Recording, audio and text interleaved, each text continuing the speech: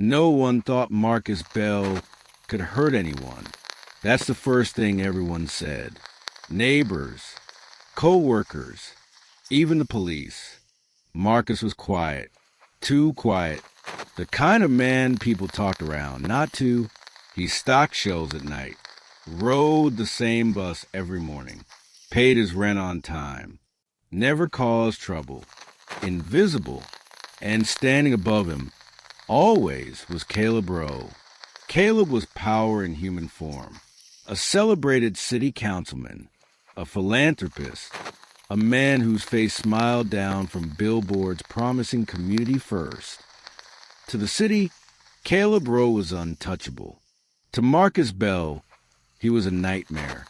It started years earlier, long before anyone cared who Marcus was. Marcus grew up poor. Not struggling, poor, invisible poor. The kind where teachers don't learn your name and social workers rotate too fast to remember your face. He learned early that speaking up didn't bring help. It brought consequences. So Marcus learned to endure. He worked harder, stayed quieter, kept his head down. And that's how Caleb Rowe found him. Marcus got a maintenance job at a nonprofit housing complex funded by Rowe's Foundation. On paper, it was charity. In reality, it was control. Caleb ran everything behind the scenes.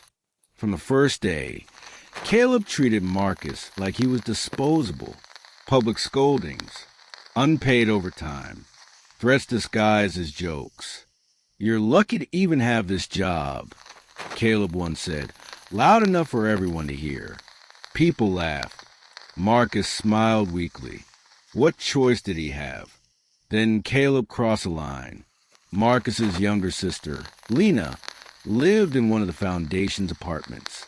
She was a nursing student, bright, hopeful, everything Marcus wasn't allowed to be. Caleb noticed her. At first, it was compliments, then favors offered, then expectations. When Lena refused him, her rent suddenly fell behind. Maintenance requests were ignored. Warnings appeared on her door. Marcus begged Caleb to fix it. Caleb leaned back in his chair and smiled. "People who cause problems don't get help," he said. Lena was evicted 2 weeks later. 3 months after that, she was dead. An overdose, they said. Case closed. Marcus didn't believe it, but no one listened. Why would they? He was just maintenance. What Caleb never knew was that Marcus had been paying attention. Working late meant overhearing meetings. Empty offices meant unlocked drawers. Trash cans meant secrets. Marcus saw documents that didn't add up, budgets altered, donations redirected, police reports quietly buried. Caleb Rowe wasn't just powerful. He was dirty. Marcus didn't steal anything, didn't copy files, didn't confront anyone. He memorized everything, and he waited. The night everything collapsed began like any other. Caleb hosted a charity gala, cameras flashing, speeches about justice, applause echoing through marble halls.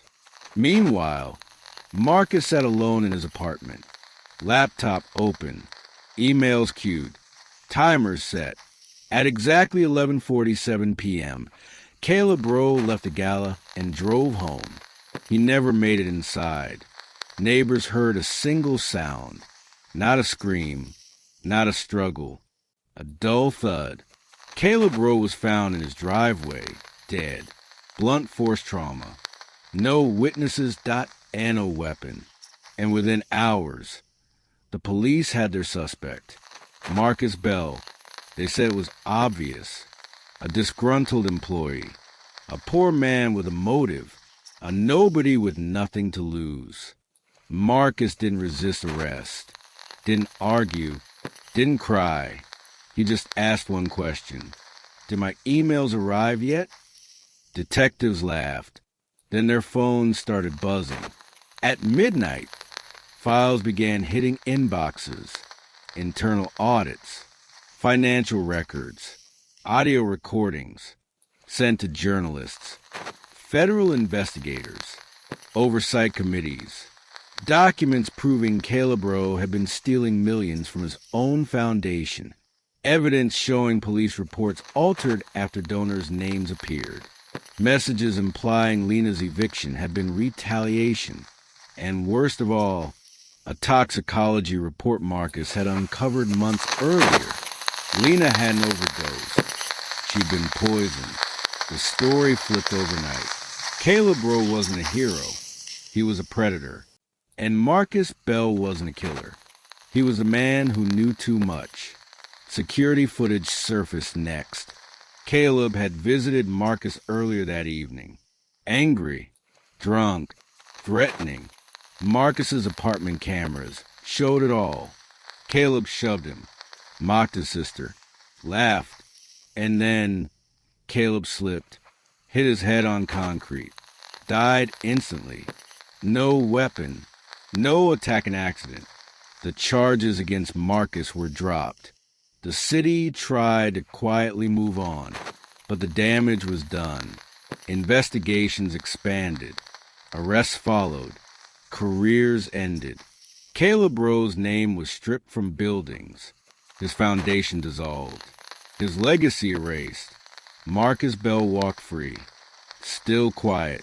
Still unnoticed. But no longer powerless. In a final interview, a reporter asked Marcus why he didn't speak up sooner. Marcus looked down. "Because no one listens to people like me," he said, "until it's too late." The reporter asked if he felt justice had been served. Marcus paused. Then he said something that haunted everyone who heard it. "Justice doesn't come when the truth is spoken," he said. "It comes when the truth can't be ignored anymore." Here's the lesson no one wanted to learn. Power survives on silence. Abuse hides behind respectability. And the people you overlook are often the ones holding the truth. They trusted him, and what he did shocked everyone. Not because he was violent, but because he was patient.